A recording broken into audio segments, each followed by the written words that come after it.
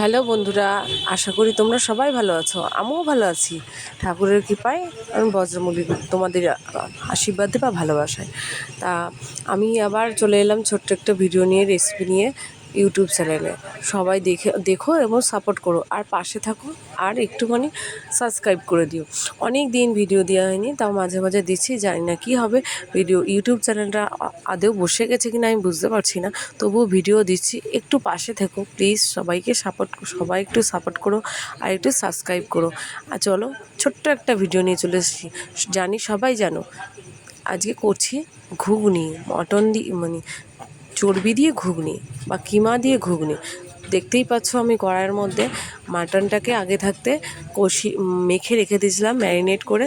তারপরে আদা রসুন বাটা, পেঁয়াজ এবং জিরে, তেজপাতা, শুকনো লঙ্কা কড়ার মধ্যে ফোড়ন দিয়ে ভেজে নিয়ে এলাম খানিকক্ষণ।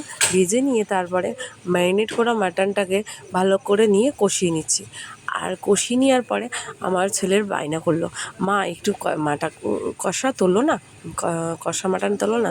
তা আমি কি করলাম, এবার কষা মাটনটা অর্ধেক তুলে নিলাম। তুলে নিয়ে এবার দেখতেই পাচ্ছ একটু আলু দিয়ে ওটাকে নাড়িয়ে চাড়িয়ে নিয়ে একটু জল দিয়ে রেখে দেবো। কারণ আমার ছেলের বায়না, ও তো একটু কষা মাটন খাবে, মানে মাটন বলতে চর্বি কিমা টাইপের, ওটা এবার খাবে ও ভাত দিয়ে।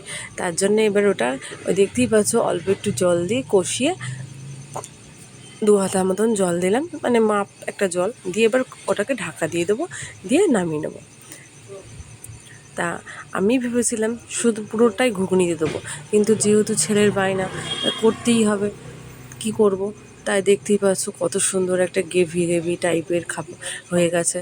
তা ওটা দিয়ে ভাত খাবে আর ঘুগনি দিয়ে রাতের রুটি হবে। 2000 years later.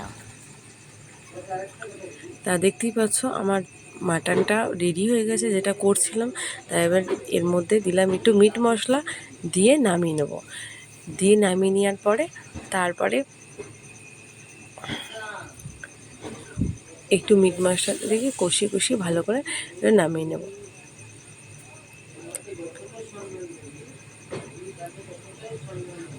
ও দেখেছো, গরমে ভুলেই গেছি একদম আবার বলতে। আমার একটা ভাজার মশলা আছে আমার নিজের তৈরি, সেই মশলাটা আমি ডিমের কারি বলো, মাংস বলো, তারপরে যে কোনো মানে কষা ধরনের রেসিপিতে আমি দিয়ে থাকি। তো সেটা দিয়ে নামিয়ে নিলাম। তারপরে আবার পরবর্তী রেসিপিতে চলে এসেছি। দেখতে পাচ্ছ, আবার মশলাটাকে দিয়ে একটু কষিয়ে নিচ্ছি, নিয়ে খানিকটা একটু জল দিয়ে দিলাম। দিয়ে কী করলাম দেখতেই পাচ্ছ, ওই দেখো মটর আলু সেদ্ধ করাটা ওর মধ্যে ঢেলে দিলাম। দিয়ে এবার একটু নাড়িয়ে দেবো, মশলাটাকে দিয়ে নাড়িয়ে দেবো। দেখতে থাকো তোমরা।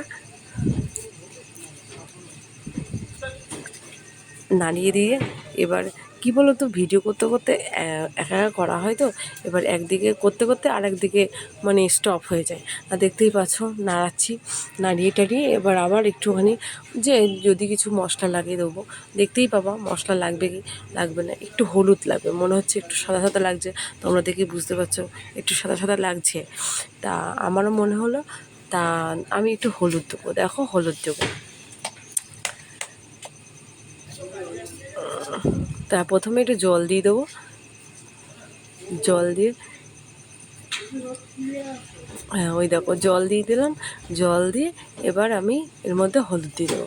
জানি সবাই করতে যেন ঘুগনি, কিন্তু আমার ইচ্ছা হলো তোমাদের সাথে শেয়ার করি। তো কীভাবে শেয়ার করা যায়, এইভাবেই শেয়ার করলাম। রেসিপিটাও তোমাদের দেখালাম, আর তোমরা বানিয়েও খাবা। আমার ঘুগনি রেসিপি দেখে তোমাদেরও ইচ্ছা হবে একটু ঘুগনি বানিয়ে খাই।